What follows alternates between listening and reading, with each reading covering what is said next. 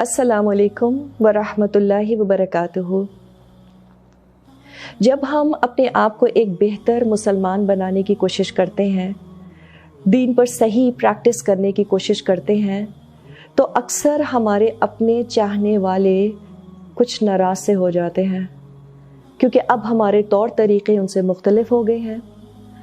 کچھ اس لیے ناخوش ہوتے ہیں کیونکہ شاید آپ وہ کر پا رہے ہیں جو ان سے نہ ہو سکا، اور کچھ اس لیے خفا ہوتے ہیں کیونکہ وہ ان باتوں کو غیر ضروری یا دین کا حصہ ہی نہیں سمجھتے، اور کچھ تو اللہ کے بارے میں مختلف تنقید کرتے ہیں۔ تو ہم ان سے کس طرح کے برتاؤ کی توقع کریں؟ ہم جو واقعی اتنی کمزوریوں کے مالک ہیں، کیا وہ ہمیں ایسے ہی چھوڑ دیں گے؟ کیا وہ ہماری ویلیوز کے ساتھ ہمیں ایکسیپٹ کر لیں گے؟ ہمیں ضرور لوگوں کی تنقید کا سامنا کرنا پڑے گا، اور یہ تنقید کبھی کبھی بہت ہی تکلیف دہ اور دل توڑنے والی بھی ہو جاتی ہے۔ And sometimes it shows no sign of ending. اگر آپ کو لوگوں سے تعلقات نبھانے ہیں، ان کے حقوق ادا کرنے ہیں، ان کے دل جیتنے ہیں، تو انہی لوگوں سے تنقید کے لیے تیار رہنا بہت ضروری ہے۔ Be mentally prepared for it. ان لوگوں کی تنقید سے بچنے کے لیے تو انسان یا تو زمین میں کوئی ٹنل ڈھونڈ لے، یا پھر کوئی ایسی سیڑھی جو ہمیں ان سے دور آسمان میں لے جائے۔ جب تک ہم اس زمین میں لوگوں کے درمیان رہ رہے ہیں، یہ تنقید تو سننی ہی پڑے گی۔ تو اس لیے یہ ضروری ہو جاتا ہے کہ ہم ذہنی طور پر اس بات کے لیے تیار رہیں کہ ہم چاہے کتنے اچھے ہو جائیں، expect to be hurt, to be insulted and to be کرٹیسائزڈ۔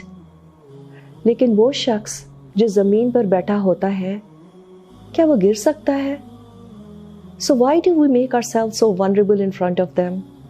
وہ شاید ہم سے تب تک راضی نہ ہوں گے جب تک ہم ان کو خوش کرنے کی خاطر اپنی اچھی باتوں کو، اپنی نیکیوں کو چھوڑ نہ دیں گے۔ اور وہ لوگ جو پیپل کانشیس ہوتے ہیں، وہ لوگوں کی خوشی کی خاطر اپنے آپ کو ورتھ لیس بنا لیتے ہیں، اپنے اصول، اپنی اسٹرینتھس کی قربانی دے دیتے ہیں۔ And this is exactly what they want from you۔ تو اب رہنا تو انہی لوگوں میں ہے، پھر انسان کیسے ان سے ڈیل کرے؟ اپنے طریقوں میں پہلے سے زیادہ اٹل، اور ان سے ڈیلنگ میں پہلے سے زیادہ نرمی۔ آسان ہے؟ بالکل نہیں۔ لیکن اللہ نے قرآن میں کیا فرمایا ہے؟ ام حسبتم ان تدخلوا الجنہ ولما یأتکم مثل الذین خلوا من قبلکم؟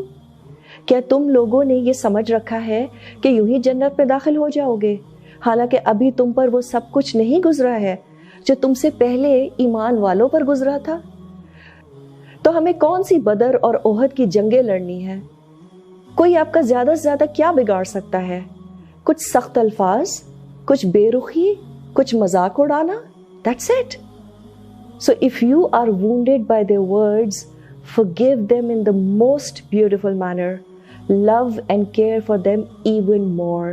Their disapproval for you will only increase you in your worth and merit.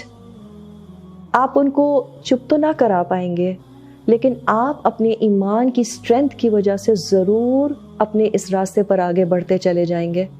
Because if you desire to be accepted by all and loved by all, your desire is unattainable. So let their criticism become the fuel for you to reach excellence in what you believe in.